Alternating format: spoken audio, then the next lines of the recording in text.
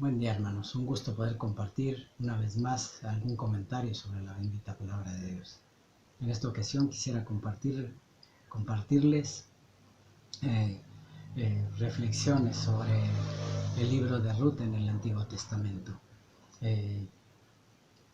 Por principio leeré un resumen y posteriormente les haré algún comentario al respecto. Espero que nos sirva de bendición para cada uno de nosotros. Y dice así el resumen. Ruth, una joven de Moab, es el personaje principal de la historia. Casada con un israelita, hijo de Noemí, conoció muy pronto las amarguras de la viudez. Pero su suegra Noemí, procedente de Belén de Judá, que había emigrado con su esposo y sus 2 hijos a tierras moabitas, también perdió a su esposo y a sus hijos, quedando desamparada. En aquella dramática situación resolvió regresar a Belén, y así lo hizo, acompañada de su nuera Ruth, que en un gesto de extraordinaria lealtad le había declarado: tu pueblo será mi pueblo y tu Dios mi Dios. Ruth, una joven dotada de las más bellas cualidades, afectuosa, decidida y trabajadora, y aún dispuesta incluso a poner su honor en entredicho con tal de perpetuar el nombre de su difunto esposo, decide hacer uso de su encanto personal para atraer en Belén a un pariente del marido de Noemí, un tal Boz, quien conforme a las leyes y costumbres de la época la tomó por esposa. Con el nacimiento de Obed, su primer hijo, quedó asegurada la supervivencia del nombre familiar.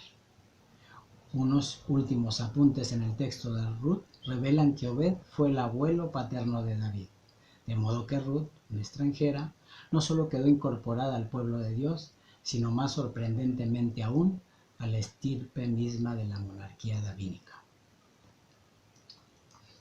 El tercero de los personajes del libro es el hacendado Boz, hombre afectuoso, sabedor de los derechos y decidido a hacerlos valer. Se muestra además cumplidor de todos los compromisos a que lo obliga su condición de pariente de Elimelec, el suegro de Noemí, entre los cuales está el matrimonio con Ruth.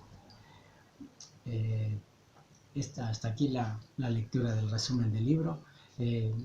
Como vemos aquí, es una antepasada también de nuestro Señor Jesucristo.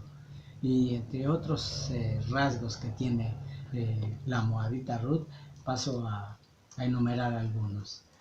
Por principio, tenemos que era una mujer de gran piedad, como muestra su consideración para con su suegra. Ella viuda, pero su suegra viuda, tanto al igual que ella, pero también una madre que perdió a 2 de sus hijos. Dicen por ahí que cuando uno pierde a un padre, se le dice huérfano. Cuando uno pierde un esposo o esposa, es un viudo.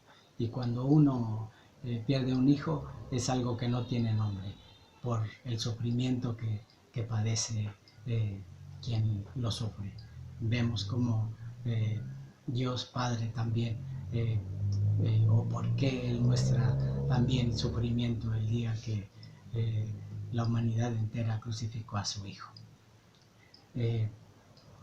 Otro de los aspectos que vemos sus rasgos de su personalidad de Ruth es la amabilidad. Y lo vemos como Ruth se muestra, además de todo, solidaria y considerada con su suegra ante los eventos de la vida de Noemí, pasando por alto los que ella misma ha padecido y acompañándola aún de regreso a su pueblo.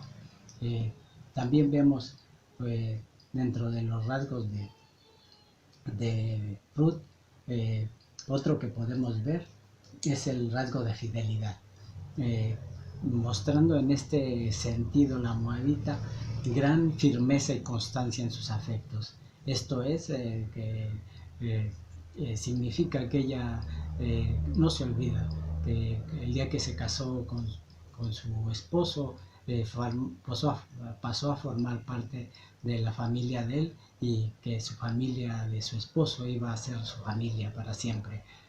Vemos cómo ella muestra una gran fidelidad para con el compromiso adquirido el día que se casó.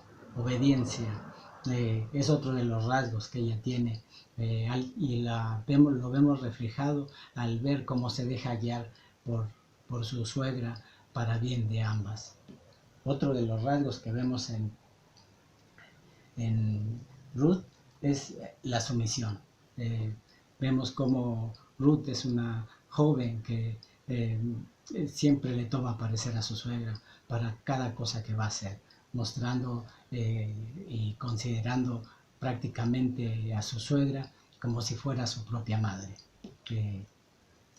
Otro de los rasgos que tiene Ruth, vemos que tiene un gran coraje. Según algunos estudios y según algunos eruditos judíos, la moabita no era cualquier moabita, era una princesa moabita, lo que muestra el gran coraje que tuvo para poder ir a espigar y hacer uno de los trabajos más bajos dentro del trabajo de la cosecha.